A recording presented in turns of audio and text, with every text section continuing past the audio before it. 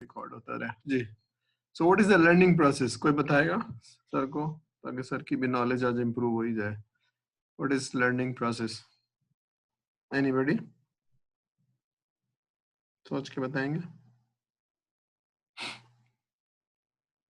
भाई school college अब university में आ गए माशाल्लाह, तो कैसे सीखते हैं, मतलब व्हाट आर द एलिमेंट्स जिससे हम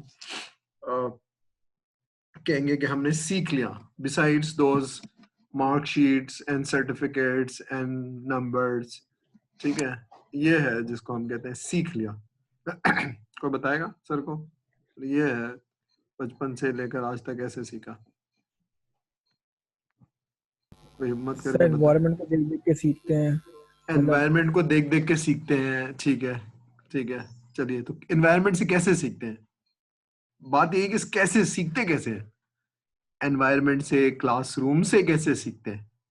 और मतलब सर वाल हमारे जी हमारे इर्द गिर्द जो भी चल रहा होता है वो दिमाग में सवालात आते हैं तो हम जो करते हैं सवाल जी जी वगैरह, ये सब। जी, बिल्कुल सही कह रहे हैं, सही कह रहे हैं। हाँ देखिए देखिए, सर किसी वजह से डिस्कस कर रहे होंगे, ताकि अगर ये सारी चीजें हमारी समझ में आ जाए तो हमारा लर्निंग प्रोसेस शायद बेहतर हो जाएगा।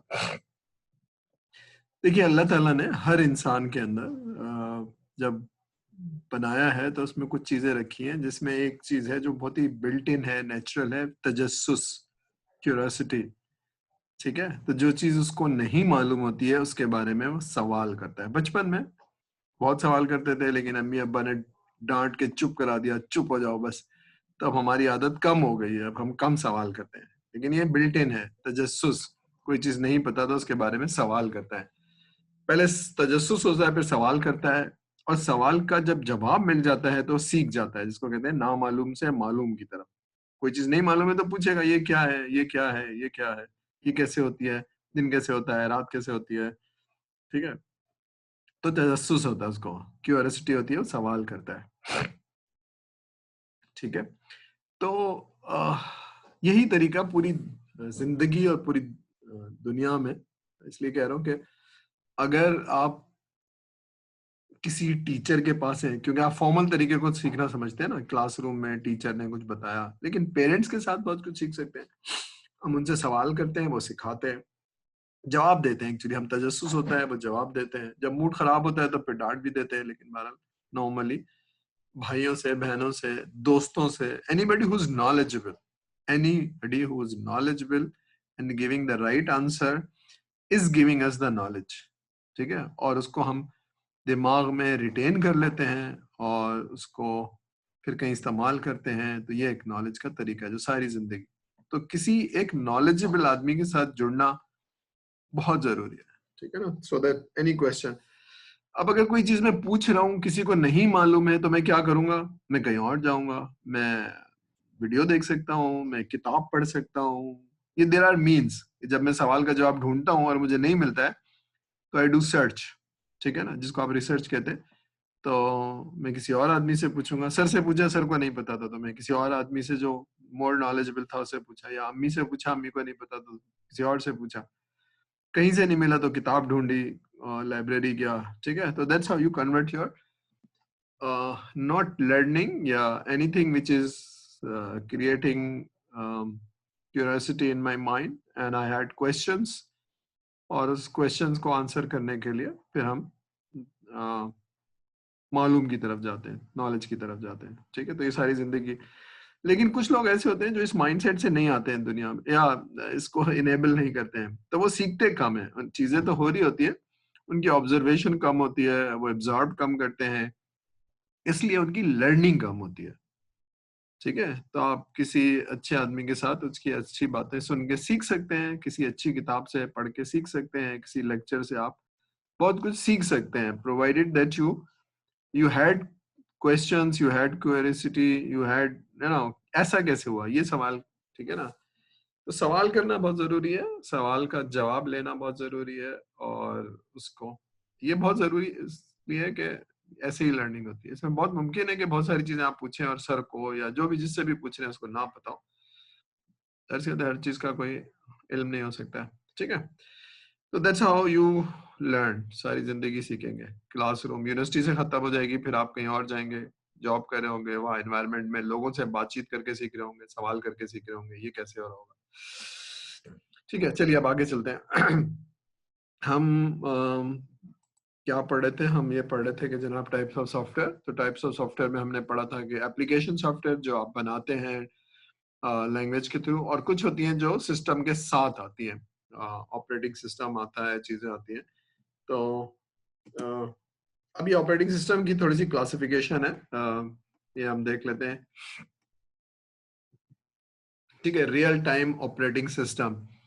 तो रियल टाइम ऑपरेटिंग सिस्टम ये होता है जो एक्चुअली आपकी कमांड और आपकी मशीन को डायरेक्ट कम्युनिकेट कर लेता है। ठीक है ना, यानी उसमें और बहुत सारी चीजें नहीं होती है। जैसे अगर आप विंडोज यूज कर रहे हैं तो उसमें बहुत सारी चीजें होंगी, हमने पढ़ा था ना, यूटिलिटीज होती है, उसमें डिवाइस ड्राइवर होते हैं। ठीक है, लेकिन रियल टाइम में कोई एम्बेडेड सिस्टम होता है। फॉर एग्जांपल, अगर आपने माइक्रोवेव ओवन देखा हो, तो माइक्रोवेव ओवन में आप टाइमर सेट करते हैं, और जब टाइमर सेट कर लेते हैं उतने मिनट या सेकंड के बाद वो सिस्टम को ऑन कर देता है, और ऑन करने के बाद वो उसको ऑफ कर देता है। तो ऑन एंड ऑफ करने का जो तरीका कार है, यानी पहले तो सुन लेके, सेंस कर लेके कितने मिनट आपने कहा है। इसी तरह से अगर आपने कपड़े धोने की मशीन है, तो है तो सिंपल मशीन, लेकिन उसको ऑन एंड ऑफ करना, खड़े होने की जरूरत नहीं है, आपने कहा 15 मिनट के बाद ये कर लेना। तो ऑन एंड ऑफ करने का जो प्रोसेस है, वो एक छोटा सा प्रोसेसर लगा हुआ है जो उसको ऑन एंड ऑफ करता है। तो उसमें बहुत सारी चीजें नहीं है क्योंकि जरूरत नहीं है। These are called real time operating system. ठीक है, इस तरह सिंगल यूजर है, जो विंडो आप यूज करते हैं वो नंबर 3 पे आती है, यानी सिंगल यूजर होता है लेकिन मल्टीटास्किंग करते हैं। लेकिन पुराने सिस्टम जो MS DOS ये सब थे, तो सिंगल यूजर थे, सिंगल टास्क, आप उसको एक काम कहते थे, वो कर लेता था। ठीक है, लेकिन अब जो नॉर्मली आप यूज करते हैं वो नंबर 4 है, मल्टी यूजर मल्टीटास्किंग, यानी बहुत पावरफुल किस्म का सिस्टम है जो बहुत सारे यूजर्स को एक्सेस देते हैं और बहुत सारे काम एक साथ कर रहे होते हैं। फॉर एग्जांपल, अगर आप एक बैंकिंग की एप्लीकेशन को यूज कर रहे हैं, तो उसके लिए बैक एंड पे multi user multitasking operating system जरूरी है, वरना वो एप्लीकेशन नहीं चलेगी। ठीक है, क्योंकि सिस्टम कहीं पड़ा होगा, रिजाइड कर रहा होगा, वो सिस्टम कैसे एक्सेस होगा अगर 1000 या 1500 लोग एक्सेस कर रहे हैं। तो ऑपरेटिंग सिस्टम मल्टी यूजर होना चाहिए, हर एक की रिक्वेस्ट को लेना चाहिए, वो टूल भी मल्टी यूजर होना चाहिए। उसके अलावा और भी टास्क हो रहेंगे, तो ये जरा हम देख लेते हैं। ठीक है, चलिए। तो रियल टाइम सिस्टम को जो एब्रिविएशन यूज होता है वो RTOS। ठीक है ना, RTOS यानी रियल टाइम ऑपरेटिंग सिस्टम। तो पढ़ लीजिए कौन से होते हैं। तो use to run the computers embedded in machinery. तो एम्बेडेड जो सिस्टम होते हैं, कोई भी रोबोट है, अब रोबोट के अंदर आप सिर्फ आर्म या लेग्स को मूव कर रहे होंगे, तो आर्म्स और लेग्स को मूव करने के लिए आप इंस्ट्रक्शन देंगे और वो आर्म को मूव करेगा। ठीक है ना, यही करना है आपने, और तो कुछ नहीं करना है। उसके अलावा प्रिंटर से प्रिंट नहीं करना है, कोई डिवाइस ड्राइवर से बात नहीं करनी है, तो आपने बहुत लिमिटेड सी कैपेबिलिटी चाहिए। तो वो ऑपरेटिंग सिस्टम या वो जो प्रोसेसर लगा होगा, उसका जो ऑपरेटिंग सिस्टम बायोस में होगा बहुत छोटा सा होगा, तो वो real time online operating system होगा। ठीक है, तो रोबोट के अंदर जो प्रोसेसर लगा होगा उसमें कोई बहुत बड़ा ऑपरेटिंग सिस्टम नहीं होगा, एक छोटा सा इंस्ट्रक्शन देने वाला, यानी आपने जो इंस्ट्रक्शन दी है आर्म को मूव करो, यही करेगा ना रोबोट, या तो लेग्स को मूव करेगा या आर्म्स को मूव करेगा। लेग्स तो मूव नहीं करता है, आर्म को मूव करता है, लेग्स को चलाता है, व्हील लगे होते हैं, चलाता है या रोकता है, चलाता है या रोकता है। ठीक है, इसी तरह से मशीन्स के अंदर, यानी अगर फैक्ट्री के अंदर कोई देखें, फैक्ट्री के अंदर यानी कार के बनाने वाली फैक्ट्री के अंदर रंग करना है, तो रंग स्टार्ट करेगा या स्टॉप करेगा, या कोई और चीज है, टायर लगाना है, जो रोबोट्स काम करते हैं व्हीकल इंडस्ट्री में, तो उनके अंदर जो प्रोसेसर लगा होता है वो रियल टाइम ऑपरेटिंग सिस्टम होता है। ठीक है, RTOS। ठीक है, तो ये RTOS क्या करता है, is managing the resource of the computer so that a particular operation executes it precisely the same amount of time it occurs. ठीक है, तो जो भी रिसोर्स है, यानी जिसके साथ जो भी लगा हुआ है, एक आर्म लगा हुआ है रोबोट के साथ, या किसी और चीज के साथ, मशीन के साथ कोई ऑन एंड ऑफ का स्विच लगा हुआ है तो वो करता है।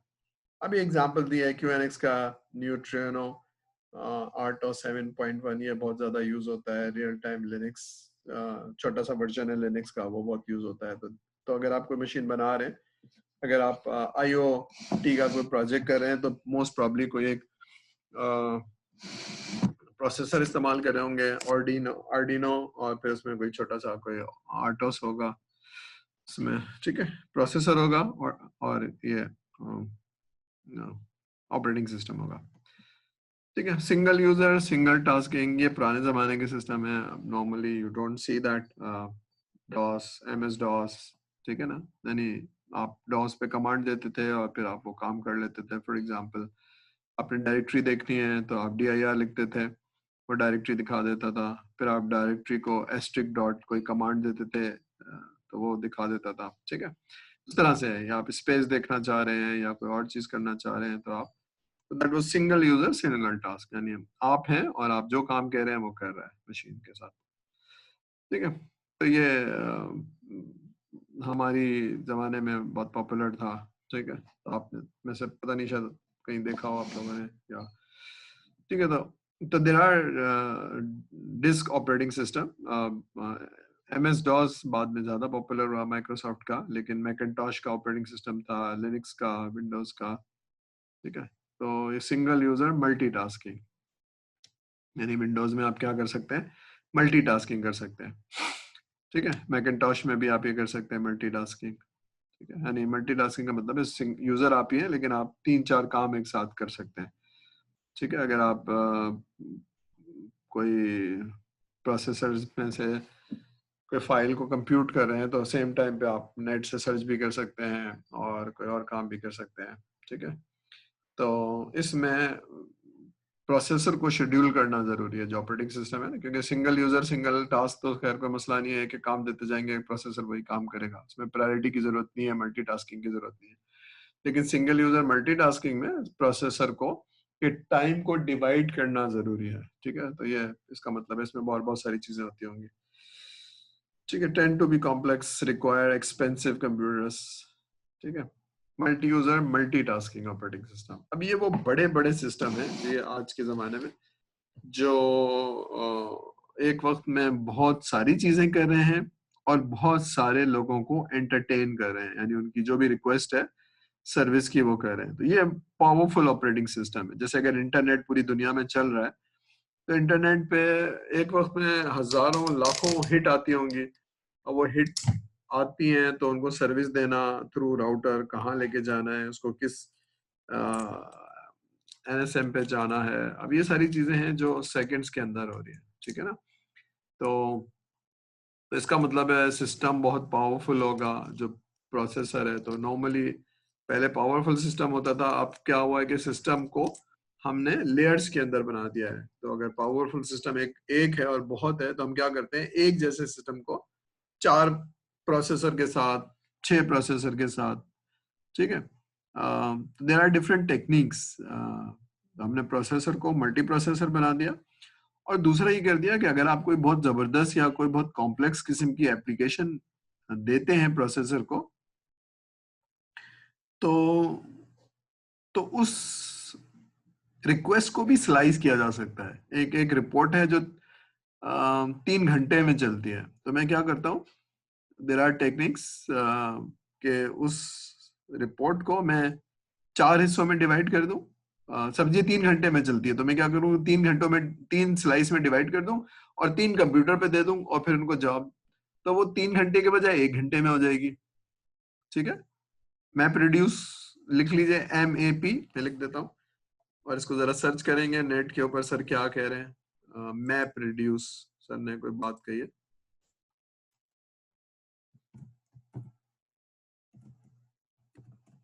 ठीक है। इसको सर्च करेंगे, जरा पढ़ेंगे सर क्या कह रहे हैं सर, ठीक है। मैप रिड्यूस एक्चुअली ये एक टेक्निक है जिससे आप जो कॉम्प्लेक्स चीजें हैं, जब डेटा वेयर हाउसिंग करते हैं और लार्ज बिग डेटा होता है तो आप उसकी कंप्यूटेशन को डिवाइड कर देते हैं, ठीक है। तो ये मल्टी यूजर मल्टीटास्किंग को बहुत सारी टेक्निक से इंप्रूव किया जाता है। यानी कैसे किया जाता है, एक तो टेक्निक ये है कि जनाब एक पावरफुल कंप्यूटर है, तो आपने 3 कंप्यूटर 4 कंप्यूटर को एक साथ जोड़ दिया, ठीक है, तो प्रोसेसर 4 गुना हो गया, क्वाड प्रो हो गया, मल्टी प्रोसेसिंग हो गई। एक तो ये टेक्निक होगी। एक टेक्निक ये होती है जब आप सॉफ्टवेयर को कहीं भेज रहे हैं सर्विस करने के लिए और आपको मालूम है कि ये बहुत बड़ी रिपोर्ट है जिसको इसने कैलकुलेट करना है, 10 लाख डेटा को कंप्यूट करना है, तो मैं कहता हूँ कि ऐसा करो, इसको 4 में डिवाइड कर दो, एक इस प्रोसेसर पे चली जाए, एक इस प्रोसेसर पे चली जाए, एक इस प्रोसेसर पे चली जाए, तो that is called map reduce. ये टेक्निक्स हैं, अगर जिन लोगों को शौक है वो थोड़ा सा देख लें, पढ़ लें, मेरा एरिया नहीं है, लेकिन ये बिग डेटा का या डेटा एनालिटिक्स का एरिया है। तो मल्टी यूजर अब ये बहुत एडवांस हो गई है, multi user multi operating system. I am not talking about Windows, ये सन सोलारिस और ये यूनिक्स, जो बेल लेबोरेटरीज का यूनिक्स है, UNIX, ठीक है, लिनक्स उसका एक छोटा सा रिड्यूस वर्जन है, ठीक है, या ये सारी चीजें। तो many users can connect one computer. अच्छा, ये वन कंप्यूटर भी हो सकता है और मल्टी प्रोसेसर भी हो सकता है। कंप्यूटर एक ही होगा लेकिन उसमें बकायदा यानी एक से ज्यादा पूरे पूरे मदरबोर्ड लगे होंगे, ठीक है। तो each user has a unique session, Unix, Linux and VMS, ये ऑपरेटिंग सिस्टम के नाम है। इनको जरा सर्च करके पढ़िएगा।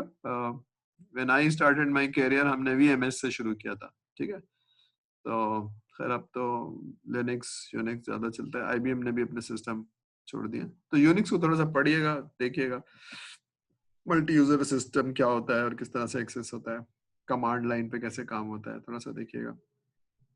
Maintenance can be easy. अच्छा, मेंटेनेंस कैन बी इजी, जब लाखों सिस्टम है तो इसका मतलब है कोई चीज हमने आसान रखनी होगी कि चलते हुए सिस्टम में लोगों को सर्विस देना और चलते हुए सिस्टम में ठीक करना, तो ये पता होना चाहिए कि कैसे होगा। तो ये सब चीजें मैनुअली होती हैं।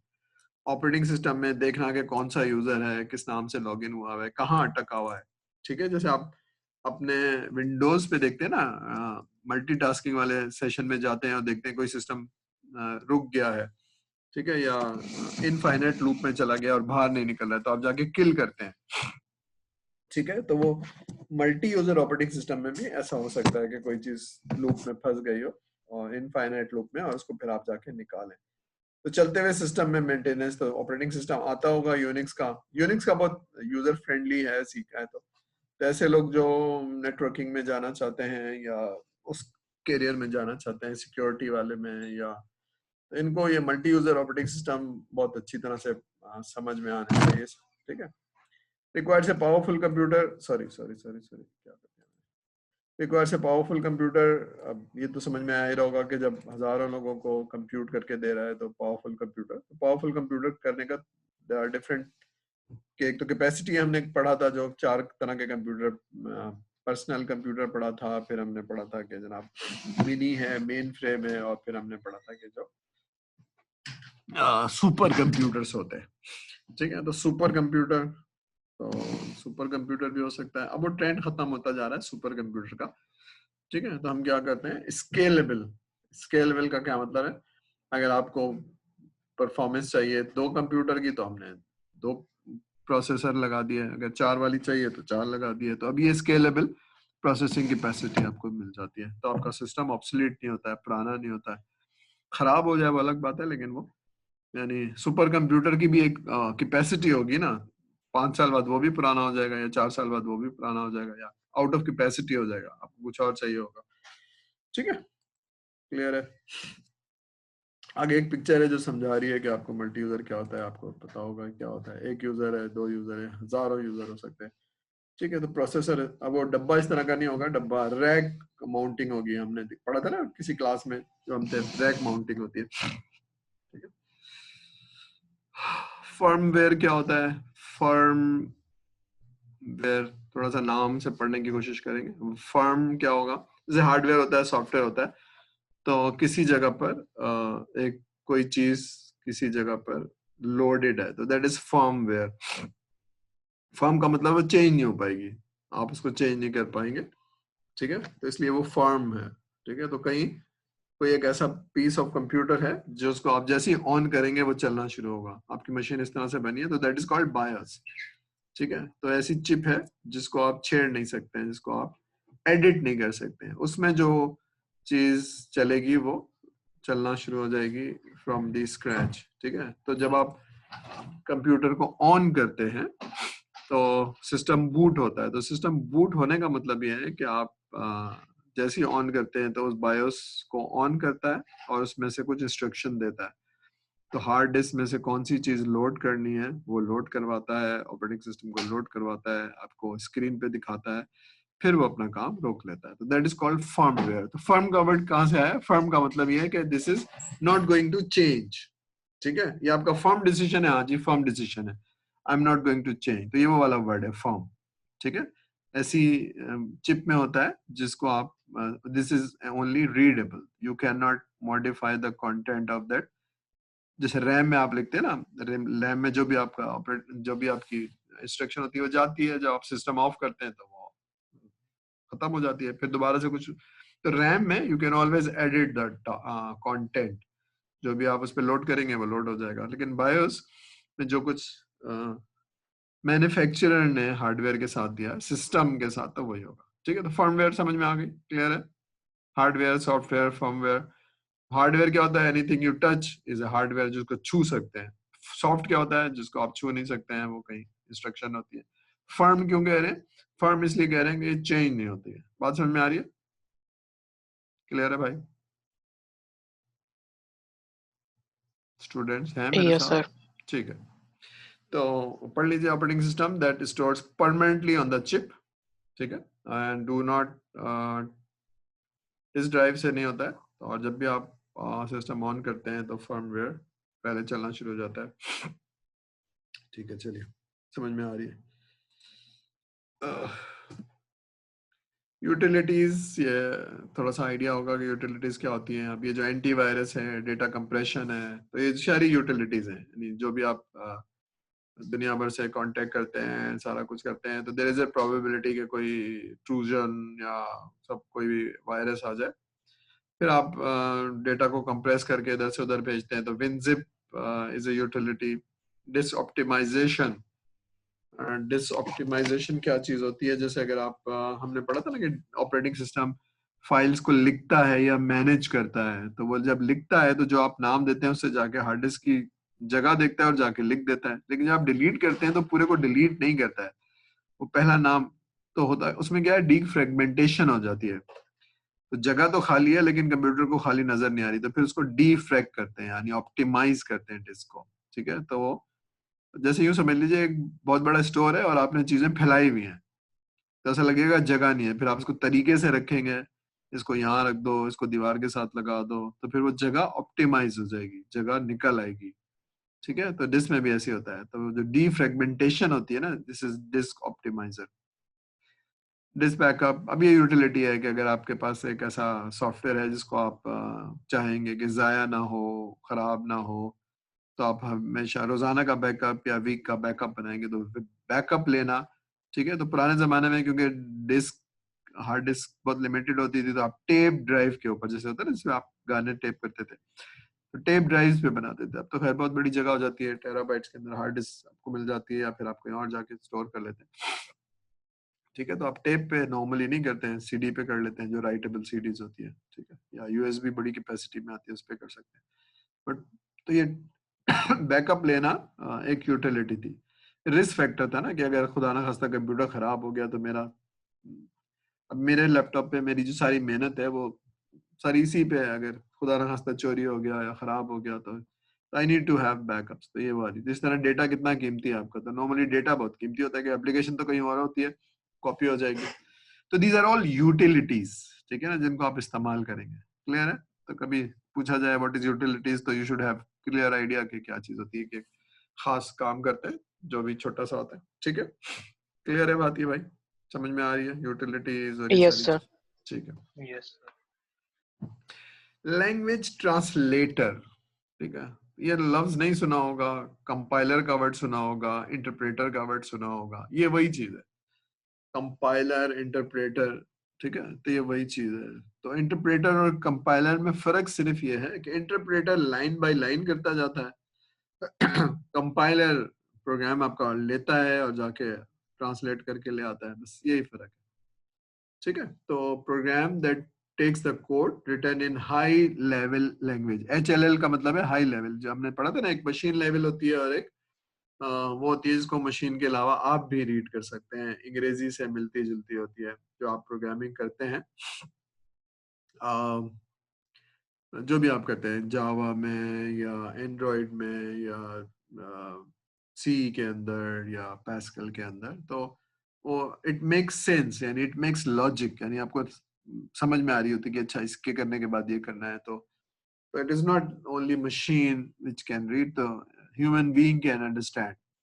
ठीक है, तो हाई लेवल लैंग्वेज होती है, उसको फिर आप ट्रांसलेट करते हैं इनटू मशीन, तो वो ट्रांसलेटर होता है जो मशीन में कन्वर्ट करता है, जो जो आपके मशीन को समझता है, आपके ऑपरेटिंग सिस्टम को समझता है, वो करता है। ठीक है, तो पूरे पूरे कंपाइलर लिखे जाते हैं। ठीक है ना, कंपाइलर, आप किसी भी लैंग्वेज का कंपाइलर लिखा जाएगा, उसमें आप कैसे यूज करेंगे स्क्रीन को, कैसे यूज करेंगे रिपोर्ट को, कैसे यूज करेंगे प्रिंटर को, यही होता है ना उसमें। कोई सर्च करके लाओ, ढूंढ के लाओ। ठीक है, तो आप लॉजिक लिखते हैं, कमांड लिखते हैं, फिर आप एक बैंकिंग का प्रोग्राम लिख लेते हैं, फिर आप इंश्योरेंस का प्रोग्राम लिख लेते हैं। ठीक है, तो ट्रांस कंपाइलर क्या करता है, translate the program written in high level language in one go, पूरे प्रोग्राम को उठा के एग्जीक्यूट कर लेता है, बस ये थोड़ा सा फर्क है। ठीक है, इंटरप्रेटर में क्या होता है, इंटरप्रेटर क्या करता है, एक एक लाइन को रीड करता है और फिर उसको ट्रांसलेट करता है, रीड करता है फिर ट्रांसलेट करता है। ठीक है, तो अब इंटरप्रेटर खत्म होते जा रहे हैं, ये पुराने जमाने में होते थे, लेकिन अब पूरा पूरा कंपाइलर होता है, कंपाइल करता है, रोक देता है आपको। ठीक है, क्लियर है भाई? कंपाइलर पूछा जाए क्या होता है तो आप बता सकेंगे कंपाइलर क्या होता है, फर्क पूछा जाए कंपाइलर और इंटरप्रेटर में तो आप बता सकेंगे कि जी ये फर्क होता है। ठीक है, नहीं ये पता है तो पूछ लीजिए। ठीक है, तो इंटरप्रेटर एक एक लाइन कर रहा है, कंपाइलर पूरा प्रोग्राम कर रहा है। ठीक है, हाई लेवल लैंग्वेज, लो लैंग्वेज क्या होती है, ये फर्क आपको पता होना चाहिए कि हाई लेवल लैंग्वेज वो होती है। ठीक है, इसी तरह से लॉजिक क्या चीज होती है, सूडो कोड क्या चीज होती है, थोड़ा सा आपको टर्मिनोलॉजी आपको पता होनी चाहिए ताकि आप हायर क्लास में जाएं तो आपको ये सारी चीजें क्लियर हो, बहुत ही क्लियर हो, कॉन्सेप्ट बहुत ही क्लियर हो।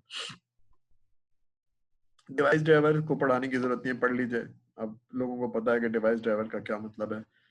ठीक है, आप वो ड्राइव वो चीज हार्डवेयर लगा भी देंगे तो वो नहीं चलेगा जब तक वो ऑपरेटिंग सिस्टम से बात नहीं करेगा। ठीक है, प्रिंटर आप लगा देंगे लेकिन उसने आपने ड्राइवर नहीं लोड किया तो नहीं चलेगा, माउस लगा भी देंगे तो जब तक ड्राइवर लोड नहीं करेगा तो नहीं चलेगा, यूएसबी लगा भी देंगे तो नहीं चलेगा। ठीक है, तो यू नीड टू स्पीक, यानी उस डिवाइस को ऑपरेटिंग सिस्टम से बात करने की जरूरत है कि भाई ये क्या कह रहा है। ठीक है, वो कह रहा है प्रिंट करना है तो फिर प्रिंट करेगा, तो that is the device driver, जो ड्राइवर डिवाइस को चलाता है, जो डिवाइस को ऑपरेट करता है। ठीक है, क्लियर है भाई? आगे चलें। सर मेरा एक क्वेश्चन है जी जरूर। सर, कि जैसे आप कह रहे हैं माउस का भी ड्राइवर होता है, लेकिन सर माउस तो डायरेक्ट प्लग एंड प्ले नहीं होता, मतलब किसी भी कंप्यूटर में लगा दे तो। हाँ, डायरेक्ट प्लग एंड प्ले होता है। ठीक है, बात आपकी सही है, आपको ऐसा लगता है कि ड्राइवर की जरूरत नहीं है, प्लग एंड प्ले का ये मतलब जहन में आ रहा है, यही है ना, क्या इसको जी लगाते हैं जी और चल पड़ता है। ठीक जी है, जी बिल्कुल। हाँ, तो इसका अजम्पशन ये है कि शायद ड्राइवर की जरूरत नहीं होती है। अच्छा, होता क्या है कि जब भी कोई चीज आप लगाते हैं या यूएसबी पे, खास तौर पे माउस की पोर्ट पे या किसी भी चीज पे, तो जो पावरफुल सिस्टम है, विंडोज है, अभी क्योंकि इतने सालों से चल रही है तो इसने कुछ चीजें सीख ली हैं कि मोस्ट यूजेबल चीजों के ड्राइवर पहले से लोड कर दो। ठीक है, तो वो बहुत जी सारे ड्राइवर इनके पास लोड होते हैं, जब वो चीज आती है तो सेंस करता है ये कौन सा वाला है, और अगर आप पहली दफा लगा रहे हैं तो वो कुछ सेकंड लेगा, वो कहेगा ड्राइवर इज लोडिंग। उसको ऐसा कीजिएगा कि अपने लैपटॉप पे किसी दोस्त की यूएसबी, जो जो यूएसबी आप यूज नहीं करते हैं, वो कोई और सी यूएसबी लगाएगा, तो पहली दफा जब लगाएंगे तो कुछ सेकंड लेगा, कहेगा ड्राइवर लोड कर रहा हूँ, आपसे मांगेगा नहीं और कहीं से वो कनेक्ट भी नहीं होगा, लेकिन उसके पास कहीं से होगा, वो सेंस करेगा और उसका लोड कर देगा, या उस यूएसबी पे ही होगी, वो वहां से लोड कर लेगा। तो प्लग एंड प्ले का मतलब ये नहीं है कि उसका डिवाइस ड्राइवर की जरूरत नहीं है, प्लग एंड प्ले का मतलब है बहुत सारे ड्राइवर्स के अंदर ही होंगे, जो कि जैसे जब आप प्रिंटर लगाते हैं तो विंडोज के अंदर बहुत सारे ड्राइवर एचपी के पहले से होंगे, या पॉपुलर प्रिंटर्स के एचपी एप्सन के होंगे, वो कहेगा ये मैंने सेंस कर लिया और ये वाला प्रिंटर है और ये मैंने लगा लिया, तो प्रिंटर ड्राइवर वो खुद ही इंस्टॉल करके दे रहा होता है आपको, ठीक है, पहली दफा ठीक है में। सर।